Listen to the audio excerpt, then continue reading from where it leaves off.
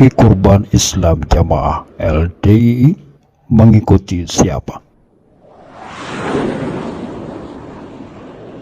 Sahabat Heril Anos TV, kelompok Jokam atau Islam Jamaah LDII berpendapat bolehnya sekelompok orang patungan membeli seekor kambing untuk berkurban. Kelompok ini setiap tahun melaksanakan kurban, dan di antara pengikutnya ada yang patungan satu desa membeli seekor kambing untuk kurban. Dan keimaman Islam Jamaah LDII ini berijtihad agar pengikutnya dalam satu daerah dan satu desa patungan membeli seekor kambing untuk kurban, kemudian dikirimkan ke pusat keamiran. Hal itu telah menjadi ijtihad imam yang dibacakan melalui lembaran teks setiap menjelang Hari Raya Kurban. Seperti hasil daerahan bulan Mei 2023 ini, Imam Besar melalui surat bulanannya kembali mengingatkan segenap jamaahnya untuk mengirimkan kurban kambing itu ke pusat keamiran dalam bentuk uang seharga seekor kambing. Kelompok yang mengklaim diri sebagai paling sesuai Al-Quran dan Al-Hadis ini justru memiliki banyak praktik pengamalan yang bertentangan dengan Al-Quran dan Al-Hadis. Praktik berkurban seekor kambing untuk banyak orang tidak pernah dilaksanakan oleh Rasulullah, sahabat, dan seluruh kaum muslimin kecuali kaum Islam Jamaah LDII ini. Praktik kurban yang pernah dilakukan oleh Rasulullah SAW adalah menyembelih seekor kambing yang pahala kurbannya diniatkan untuk keluarganya dan untuk umatnya yang tidak berkurban. Sebagaimana dijelaskan di dalam sejumlah riwayat hadis yang menyatakan satu orang di zaman Rasulullah menyembelih seekor kambing untuk dirinya dan keluarganya. Maksud dari hadis ini bahwa beberapa orang patungan di dalam berbagi pahalanya, bukan patungan dalam membelinya. Ini yang tidak dipahami oleh kalangan Islam Jamaah LDII sehingga mereka keliru dalam mempraktikkan amalan berkurban, dan itu telah berlangsung selama berpuluh-puluh tahun. Atas nama ijtihad imam, para pembesar dari kelompok ini secara berjamaah melakukan aktivitas penipuan yang memerintahkan setiap desa dan daerah diharuskan menyetor satu ekor kambing dalam bentuk uang tunai ke rekening ke beberapa orang pengurus pusat. Ini jelas pemalakan berkedok agama. Setiap pimpinan cabang diminta untuk mengirimkan uang senilai harga seekor kambing ke pusat keamiran. Seumpama satu daerah, DPD atau Dewan Pimpinan Daerah, terdapat 3 desa atau pimpinan cabang, maka supaya mengirimkan uang ke pusat keamiran sebesar 2,5 juta rupiah dikali 4, total 10 juta rupiah per daerah. Dikatakan sebagai modus penipuan karena hewan kurban berupa kambing yang jumlahnya bisa mencapai ribuan ekor itu tidak pernah terrealisasi di lapangan selama ini. Katakanlah se-Indonesia ada 600 daerah, dan di masing-masing daerah terdapat 3 atau 4 desa. Maka ada total 2.400 ekor kambing yang terkumpul. 2.400 ekor kambing yang terkirim ke pusat keamiran. Bila dijumlahkan dalam bentuk uang seharga 2,5 juta rupiah per ekor, maka terkumpul uang sebanyak 6 miliar rupiah di pusat keamiran Islam Jamaah LDII.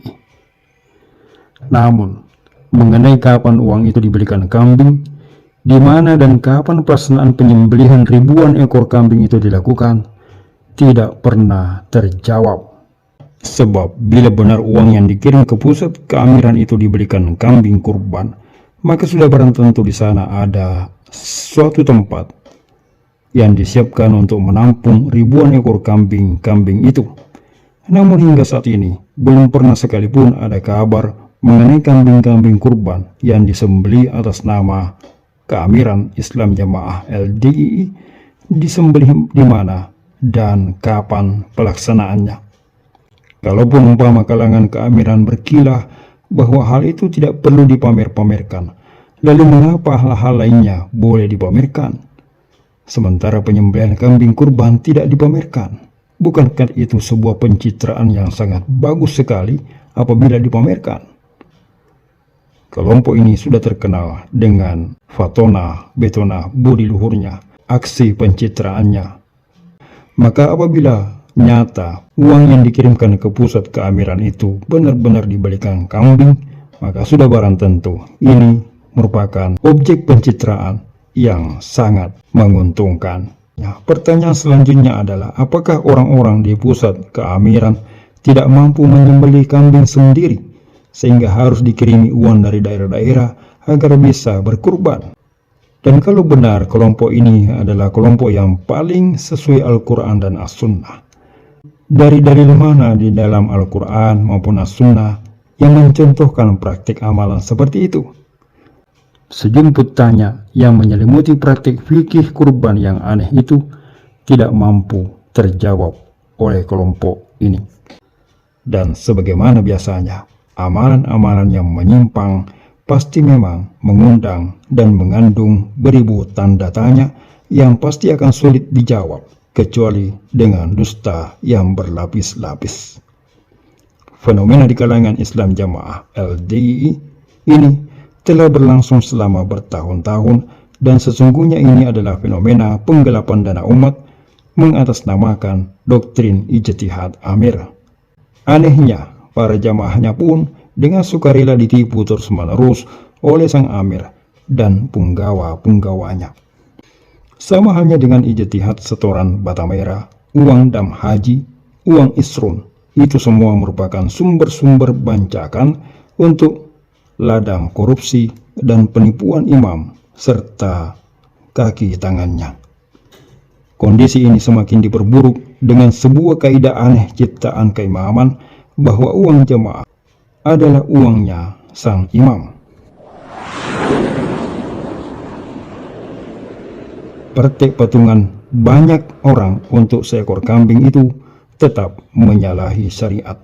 Sebab yang boleh untuk patungan hanyalah unta dan sapi, itu pun dibatasi jumlahnya, bukan satu desa. Untuk seekor unta hanya patungan 10 orang saja, dan seekor sapi untuk 7 orang. Sebagaimana dijelaskan dalam sebuah riwayat hadis dari Jabir bin Abdullah, ia berkata, kami naik haji bersama Rasulullah SAW, lalu kami menyembelih seekor unta dari 7 orang yang bersekutu, dan seekor sapi juga dari hasil 7 orang yang bersekutu. Pusat keamiran yang seharusnya menjadi rujukan dalam beramal justru menyesatkan jamaahnya dengan ijtihad memerintahkan setiap desa dan daerah mengirimkan uang kurban kambing yang merupakan hasil patungan sekian banyak jamaah se-desa dan se-daerah. Tidak pernah ada satu orang pun ulama yang menjelaskan mengenai praktik amalan kurban sebagaimana yang dipraktikkan oleh kalangan keamiran LDII ini. Dan tidak pernah ada satupun kelompok Islam yang mempraktikkan pengumpulan uang dari segenap pengikutnya untuk kemudian dikirimkan kepada pimpinan golongannya yang kemudian dinamakan sebagai kurban pusat.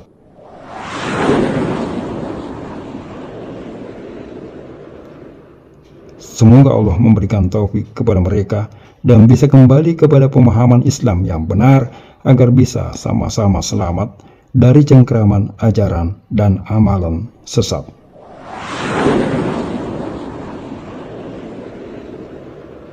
Sekian celotehan.